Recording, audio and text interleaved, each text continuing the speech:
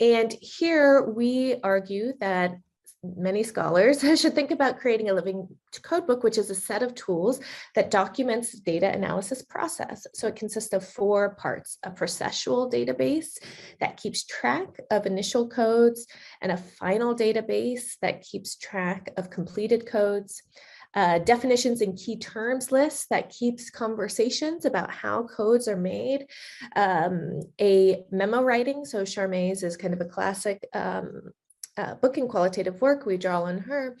And then what the most novel part is this difference list, which explains the rationale behind unmatched codes. So what this does is it allows researchers to interrogate taken for granted assumptions about what data they focus on, why and how to analyze it. And in doing so, it moves kind of beyond discussions about intercoder reliability, like, did you both match this one code or not?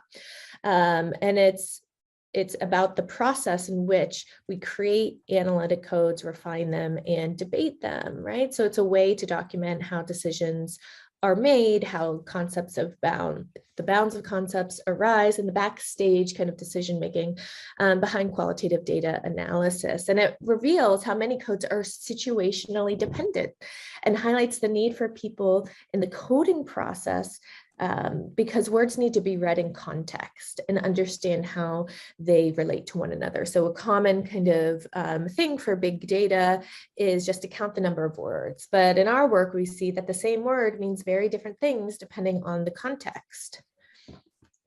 So I do want to note that it's important to note that our call for a living codebook shouldn't be read as a reification of quantitative methods as a more pure science from which qualitative scholars need to draw on in order to justify qualitative methods, right? What this does is it offers one way to document how definitions are arrived, the bounds of concepts, backstage decision-making processes.